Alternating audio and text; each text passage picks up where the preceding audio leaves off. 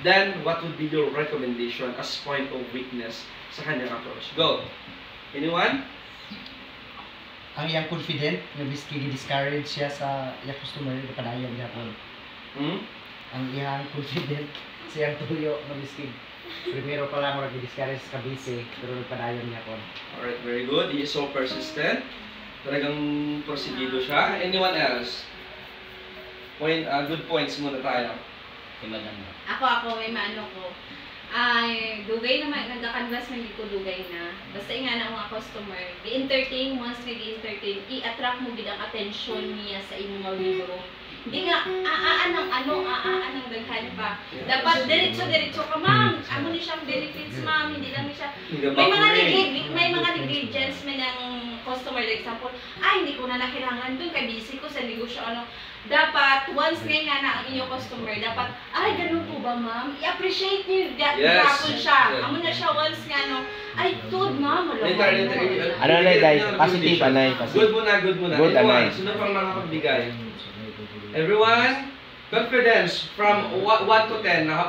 Ilan percentage mabigay nyo? Percentage sa confidence? 8. 8? How about others? Kasi. 8. Gentlemen, Sir John, ilan ang percentage mo ibigay sa kanya? Out of 10. Yung totoo, sa approach na gano'n. 8. 5. How about others? Leader? 6. 6. 7.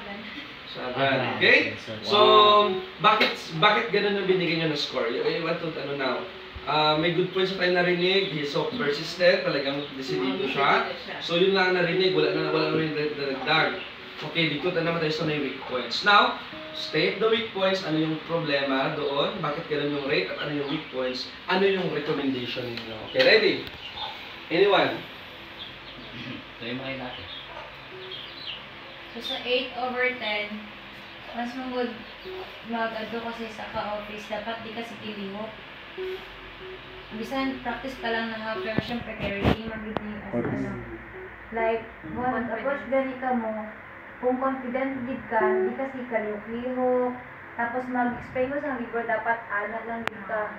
Okay, ma'am, tapos, ang recommendation ko siguro is, makasabot man tanganong gahinay na yung pag-sari ni Kuya kay even sa aton ganit nga pag-sari di ba yun man din. So, recommendation ko siguro is ganing be careful sa imo pag-response ng mga words.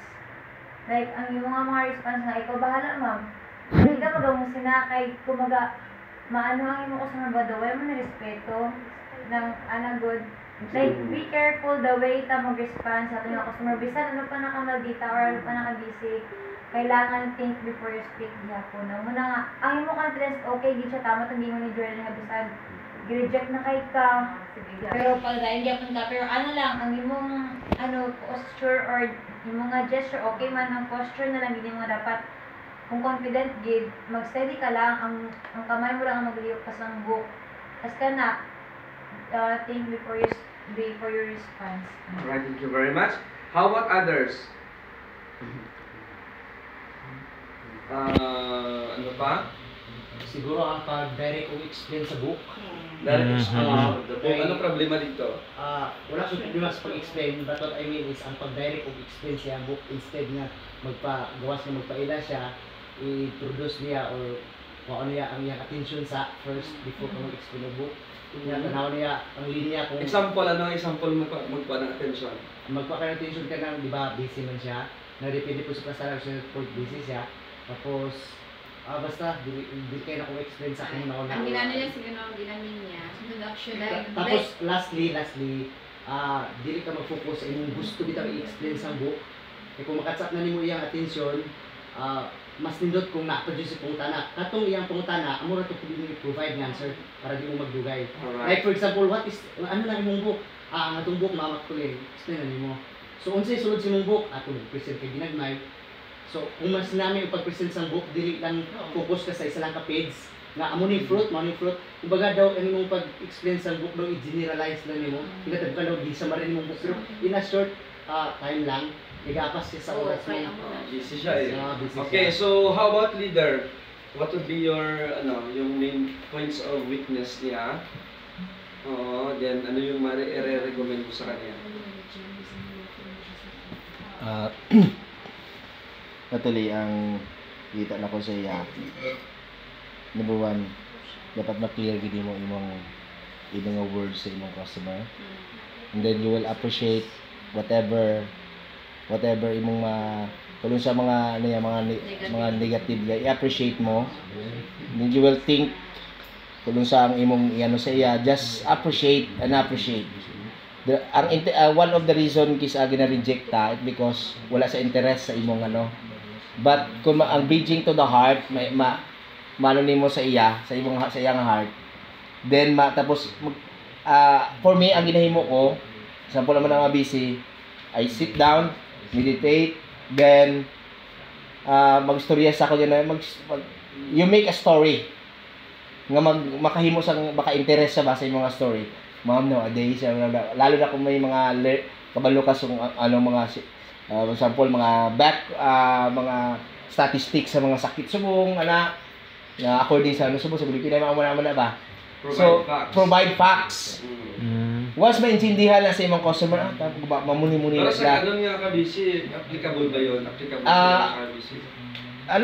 Just that's why i-appreciate mo sa ka-busy. Mr. Chris, listen, it helps you. Example sa busy mo, si ma'am, did you know ma'am, you're busy, kabalo ka ma'am, sir, a busy person is a person nga they are very successful. I'm happy ma'am, sir, you are busy, and I believe sir ma'am sa imo ka busy you have at least a minute at time nga i-share ko sa imong mga damo ka mga benefits na gusto ko ma-share sa imo ma'am sir. So i-appreciate mo siya sa ka-busy niya, i-explain mo siya nga kanami gid ako lang busy amo gid sa ang mga tao nga mga success ng mga tao. So di ba ma-feel niya ang ma-boost siya sa tapos did you know ma'am may anak ko nga sa inyo ka busy mga I want you kaya ako din very important na gusto ko mag-share sa inyo sa bisan sa ako ka busy natin ma'am tanan natin ka busy may anak dito tayo ma'am sa pag-study because it can help ma'am especially sa atong health boom kay natin ang kabisihan sa kalibutan ng kung atong health apektado di ba ako nasa story naman kasi actually you can create something matingala lang the Holy Spirit will teach you on how to speak. At the timing, so once makasulod ka na sa maistorya na sa inyo, then you can create something sa iya ma-appreciate mo siya. I fully believe so nga ang Ginoo magabuli sila mga tandaw siya. That's my recommendation. Alright, thank you very much po. So who else would like to give recommendation? Sige na. Ma'am. Cute. So, ang ako lang nakita ko okay naman yung gesture about sa handshaking. But then, not all people kasi ang good enough ba lang something ma-accept sila, may araman ng mga tao na sensitive. That's why, gina-recommend ko lang as much as possible, kapag just formal lang yun, like, i-talk ka sa iya. Pero kung daw, ma-sense mo naman, nga daw, nami siya, pwede naman gano'n. Something like that. Alright, thank you very much. Actually, kagi kisa ma'am, tapos daw niya Yes. May mga tiny bisa hindi may alam magiging actually bisa gusto nimo at least enhance mo doon hindi ka tama na ba I'm happy ma'am. Alright, okay? So careful pala daw may lang kita kunting alarm lang sa mga lalaki lalo na sa mga offices o sa ibang mga lugar. Pag tayo po nangangamusta sa atin po mga customer, avoid natin talaga palagi yung handshaking. We can greet them actually. I usually ganito. Hi ma'am, thank you very much ma'am. Social Good morning. distancing. Ganun ako. It means parang lang din. Ganito siya. Another thing, gestures are really important. If you saw your customer, kapag nagaganito na, according to psychology, pag ang customer nagaganon, you are not yet accepted. Ibig sabihin, ayaw niya pa ka munang tanggapin. Ibig sabihin, alam mo na yung gagawin mo. Pag nakita mo yung customer mo nagaganon siya, na yun, rejection na yun siya, ginakaganito siya. Okay, yan ang psychology. Kaya napansin natin pag tayo, may kausap tayong tao, or may mga bisitang darating, o hindi pa niya kilala, gaganon kita minsan. Sino yan? Gaya kahit yung mga artista, pinapaano nila, gaganon sila. Kasi it shows rejection, it shows stop, dyan, huwag kang munang lumapit, ganun siya. So dapat alam natin yung ganung gestures. Pag nakaganon na yung customer, pause for a while, ma'am, I am, ganun tayo agad pakilala. Okay, kanina, basically, may napansin ako sa kanya. Actually, maganda na yung kinakapasok ka na, binigyan ka na ng time. It's your time to shine. Yung problema kasi kanina, isa din yun. Nag-explain ka ng book, ang book nakaharap sa'yo. Pag na ganun-ganun ka lang dito, hindi yun. If you are selling something, use this. Dapat marunong ka din magbasa, pabaliktad. Ma'am, actually the book is telling us something that the benefits of the book are the following. So, andito po siya, ma'am. So, it helps, slow. Dapat mabilis ka din magbasa kahit nakabaliktad yung mga words. Practice that skills. That is a skill. Okay? If you are selling, napapansin mo mga sa mall, no, nagbibinta ng mga pabahay, mga real estate, ang gagaling nila. Kasi yun ang skill na develop nila. Explain something kahit nakatalikod yung mga letra. Okay, next. Ganun din siya. Dapat marunong ka din, ma'am, actually. This is our publication is telling us a lot of varieties of fruits and vegetables.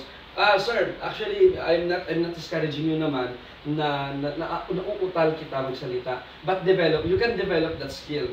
Lalo na teacher ka, kailangan magaling ka mag-convey, kailangan magaling ka magsalita. My recommendation is to practice reading skills. Yun ang isa sa pinaka-effective para ma-develop yung pagsasalita mo. Yung pagkakautal mo, matitigil yan. Read books. Huwag kang magsayang ng mga oras mo sa mga walang kwentang bagay.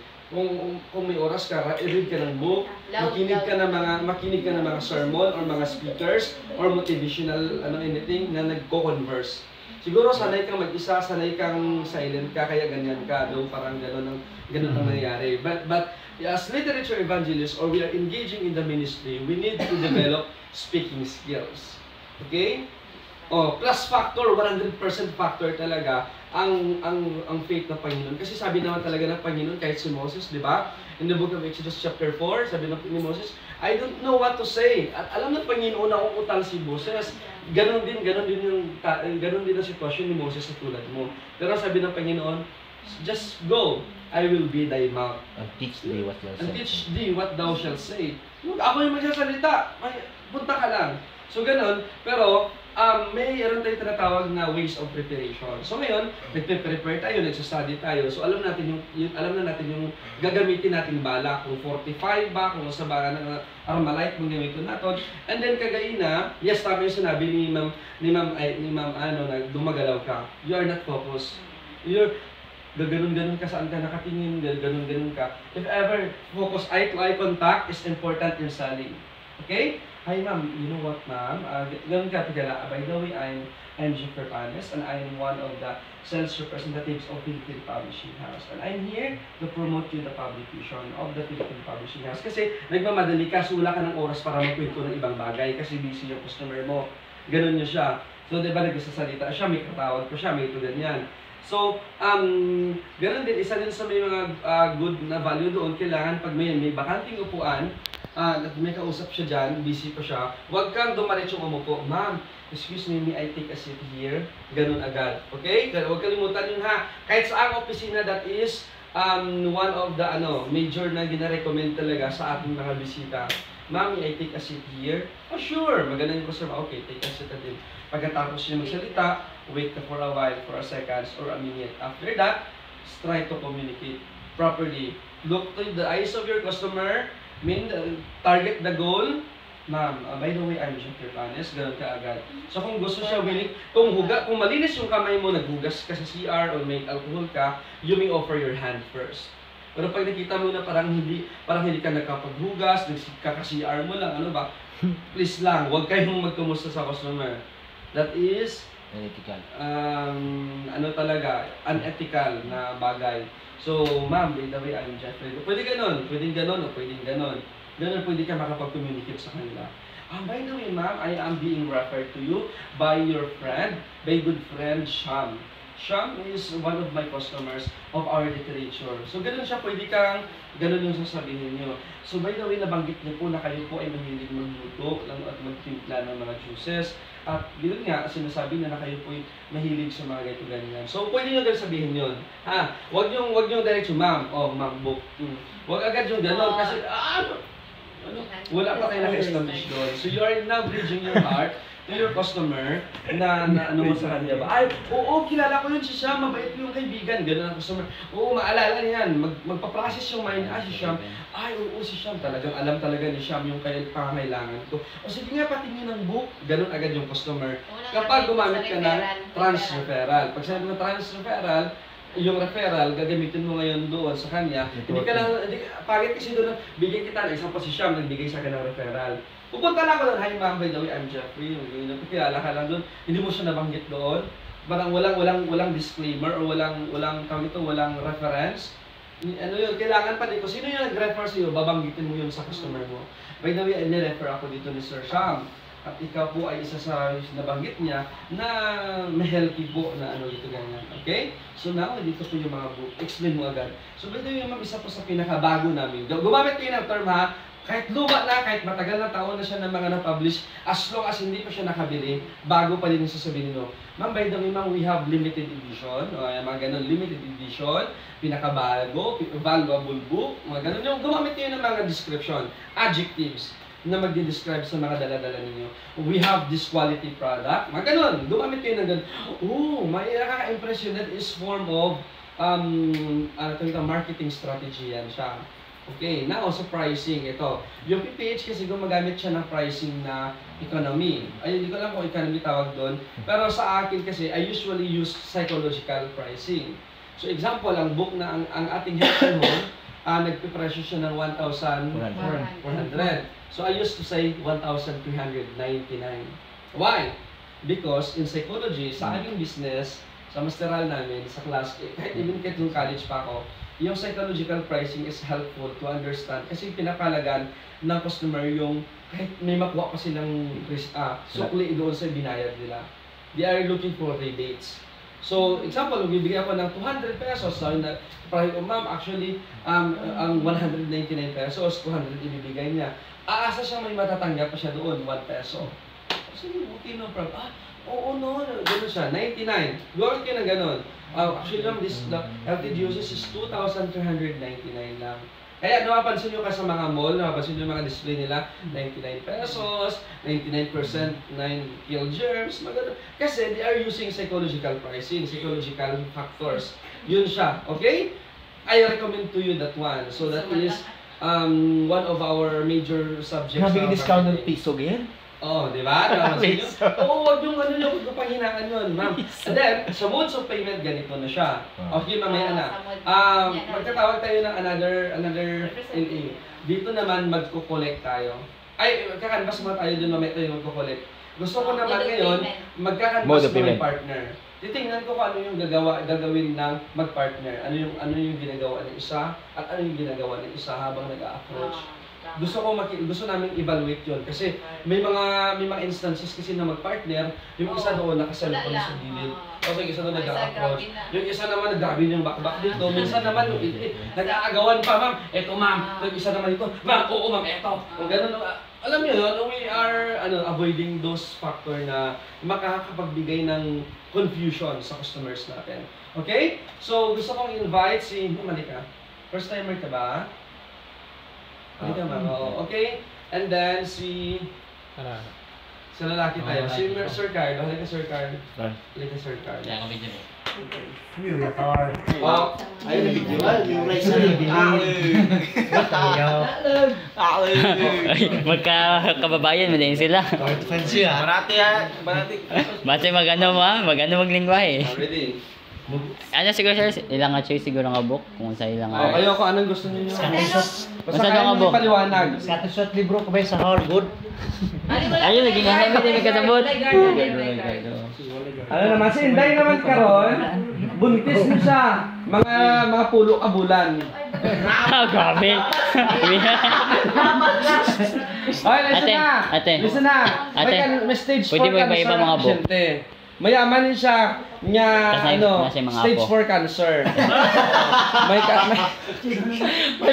may mga apo siya nga mga grade 1, grade 2. Dato pero Peter na lang ito.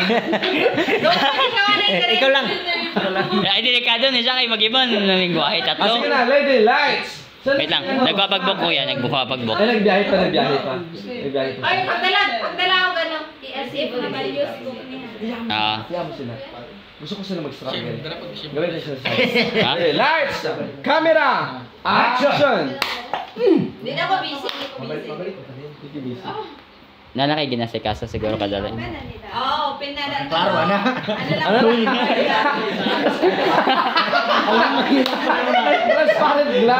Transparent glass la. Kanya kay Rivera ko nagbintiger. Sliding door. Muslim Haga Bosong, stage 4 cancer. Kayo sir.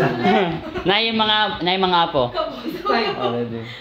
O, kamo na kayo. Siya na bahala magsabi ko anong nangyari dito. Ako na mag-ano. Naso. Lalo. Good morning po. Ay, sorry. Paspasig pa mo, teka matino na. Ma'am, representative po ng Philippine Publishing House. Ano ang Philippine Publishing House mo? Mga kapublish sa mga literature, ma'am. Literature? Ano nga literature naman? Ano na doon ang literature doon? Ay, sige, sir. Ayan.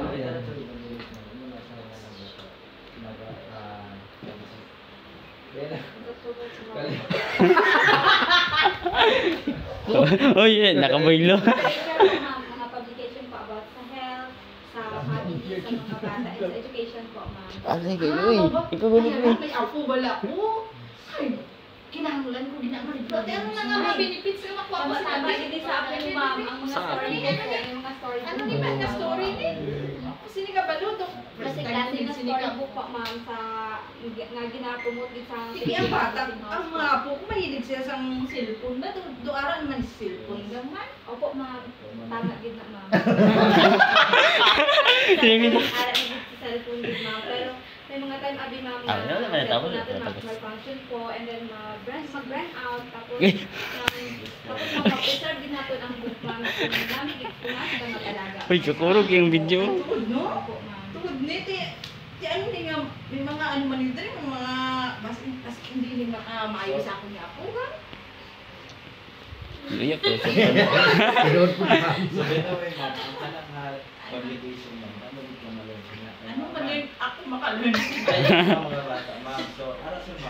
Makita mo dadara ng mga Bible stories about sa Abraham and also ma'am sa Abraham? Atiis.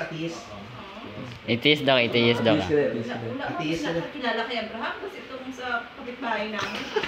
Si Abraham po, ma'am, one of the characters sa Bible po.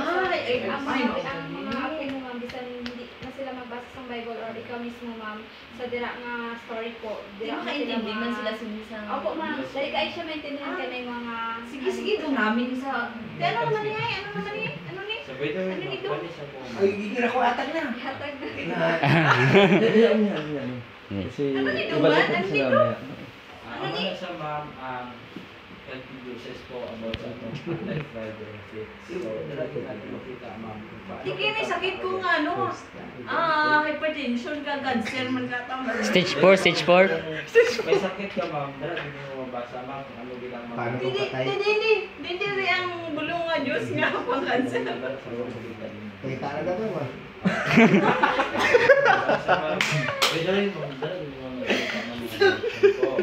Mga health benefits, yung mga vitamins, kung ano ang mga effects. Ay, tama. Gidong hypertension, tama. Ano ni man? Ano ni? So, ano na sa mga basaon mo lang din. Soy. O sige. Forwarding.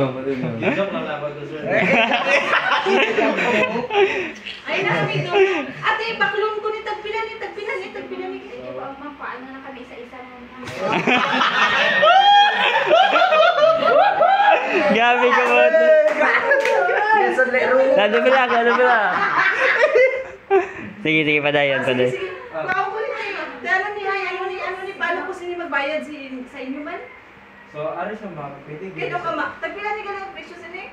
So, aring healthy juices, ma'am, 2.5 lang doon sa ma'am. At 2.5? Kaya rin sa installment, ma'am, pwede ko na siya i-3 for 1 month. So, For 1 actually, month? pwede Para ko sa na 3 games, di mo for 1 month. for Doon, 10 days po.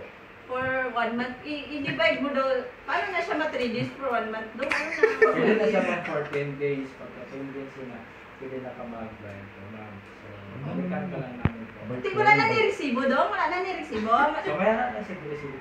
Bayad, ay. Ate, ano ni doon? Ano ni ni-resibo? Actually, ang book, ma'am, pwede na siya pa-order po. Kuha mo, galing ni doon, kuhaan ko ni doon. Sige, asan na daw ba? Dapat nakabebe. Ayan. Diba? Mama, dali pa. Berta. Si... Berta Manolo. Bertang. Manolo. Ano ka nga, straight ni Dayo? Sitio Kalabang. Puro, ay kwan, Barangay Bungmal City. Paborito ko ito mong man ba? Pila ni ka-gigs. Pila ni tanan, akong baydanan doon. 4-8 na naman. Pila ni baydanan ko.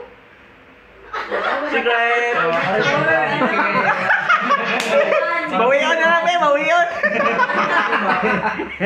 So, ano na kayo? Bawiyon! 6,000? Opo. Di wala ni down? Wala pa kwarta doon ba? Sa ano pa ito mag-abot ako ng... Katapusan sa kalibutan. Grabe ko na. Kung mapatay na daw siya. Graduate sa hugot? Ay, July, siguro go, do? Okay lang po, ma'am. Kaya wala na naman ng good payer ka po. Yeah! Libo ka ng wat. Kaya kami dali po, kaya ibili ko na lang ang Gcash. Para makaginto ka. Mamising ba? Gcash number mo yan? Ibilin mo sa akon? Ate, sige, Pwede sige. na nung po ang number mo, ma'am, para in case po na... O sige, sige, wala akong bilhin pa. Ibilin nyo na ni sa akon mo. Opo, para mabasa na sa mga ako, ma'am. Ate, sige, sige, salamat. Thank you po, ma'am. Kaya mga gano'n sir, nagbili mo para tugay yung Ma'am, kasi nag-request ako. Uy, grabe yun. Makakatambot ka ba? Ate, ang po nila nga ako nag-get nga. Tani, libro ka po isa. Yung mga apo. Get yung dalawa ba? 1% din na, ma'am. Grabe, kadugay na. 87 minutes na. Street fighter.